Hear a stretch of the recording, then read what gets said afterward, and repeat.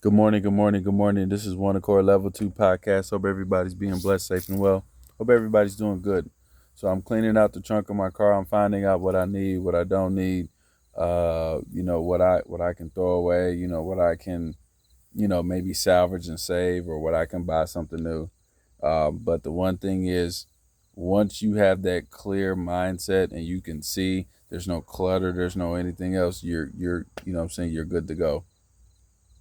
You have to break through and you have to break down the stuff that is blocking your view.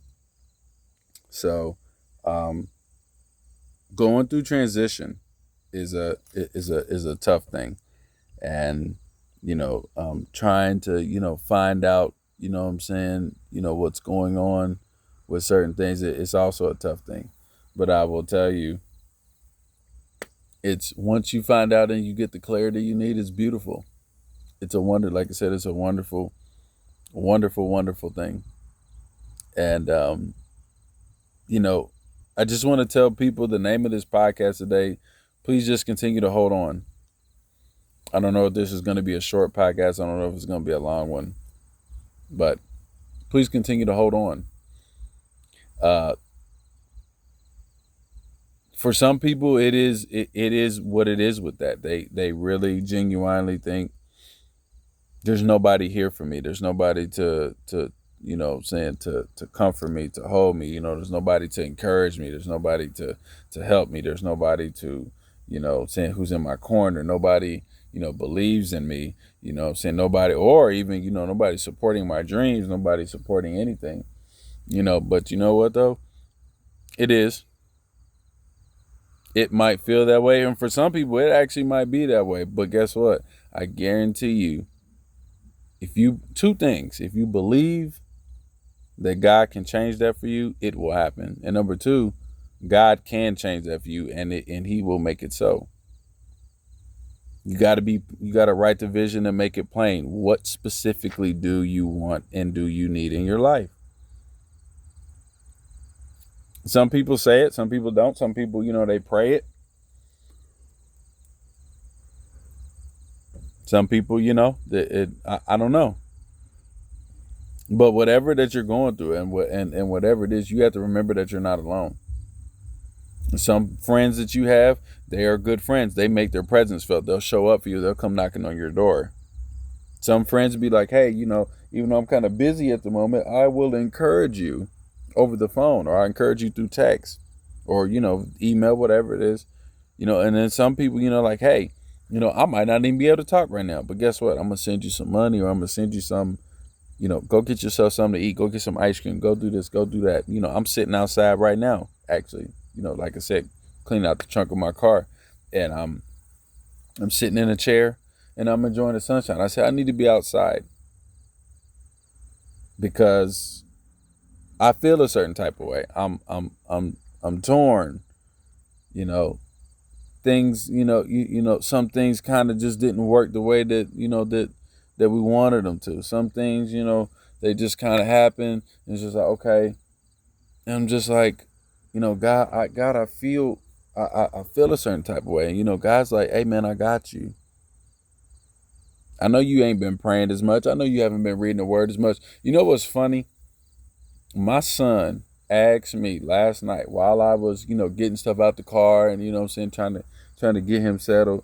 He said, Dad, I said, yeah. He said, how often do you read the Bible? I stood there and looked at him and was like, oh, snap. Because I never thought that he would ask me a question, you know what I'm saying? Because, John be thinking about video games and TV and, some other, other stuff, food and cartoons. I'm be thinking he's, Dad, when the last time you read the Bible? I said, you know what, John? I don't remember. It's been, I said, but guess what? It's been too long. And he kind of gave me. I said, yeah, it's been too long. I should have been reading my word. And then I seen him in the house. He was holding the Bible in his hand. He just holding that thing, and I said, "Ooh," said I should have took a picture of that. But even from the mouth of babes, even though he's a child, he's only 12. thinking about that, like, man, like I gotta step my game up, you know what I'm saying? Like, but even still, even still, it's just the fact of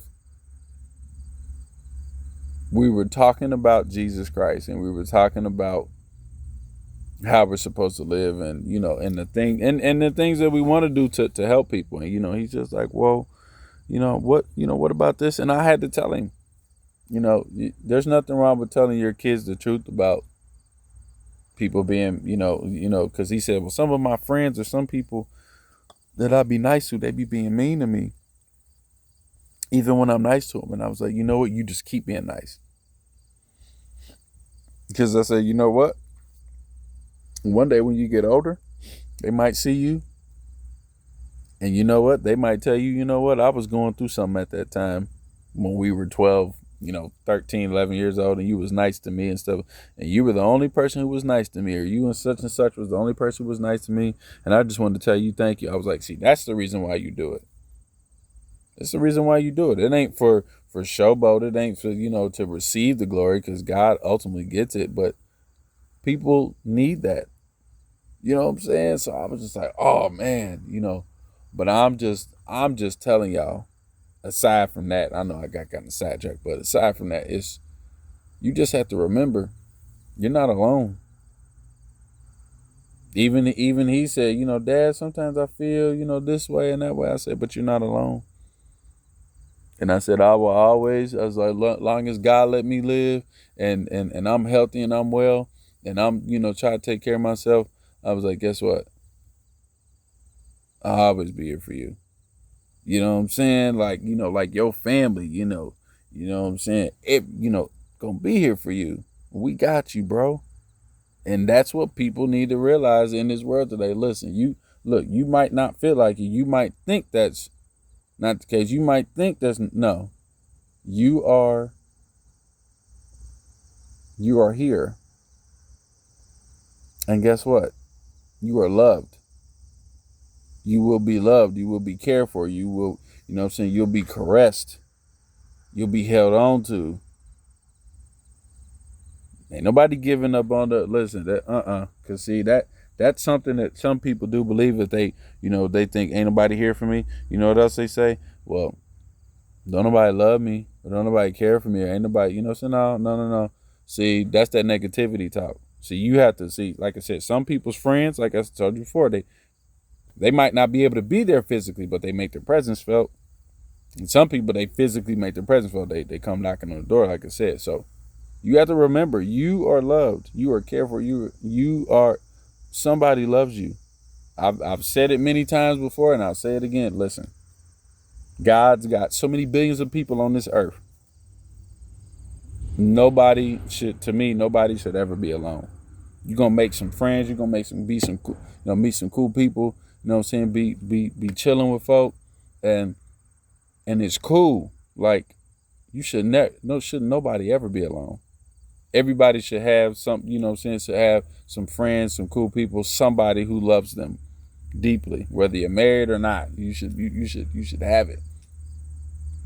So you got to remember that, man. You are not alone. You are loved. You are cherished. You will make it. You are going to make it through. You're going to make, what I'm saying? All that stuff, you're going to make it through. You got to ask God, I want to make it. Like, show me how. God, I want some new friends. Lead them to me. I want some cool friends. Lead them to me. Even if I had to open up my mouth a little bit more, I have to talk to them, lead them to me. You know what I'm saying? Like, you have to make sure that you ask God for what you want, and be specific. Don't think small when you're talking to God, because God's done miracles with absolutely nothing. He is what we call the way maker. And he will forever be the way maker. When you ain't forgot about something, when you thought about something, you like, man, you know what? He out there making a way right now.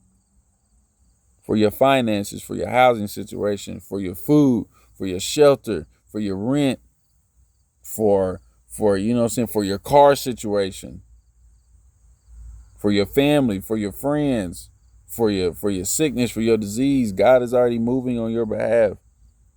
And you will be healed, and you will be delivered, and you will be set free in Jesus' name. You just gonna have to remember that.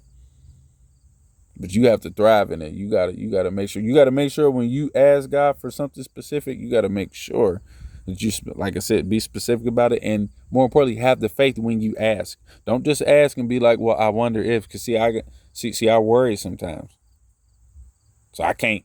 You know what I'm saying? I gotta quit doing that. It's it's human nature because I'm human, but it's you. You gotta remember, like, bro, God is already moving. Even when you ain't even asked for it, he's already moving. But you have to believe that. You have to believe it. So when it does happen, and it happens whenever he wills it, guess what? All you got to do is give him the praise.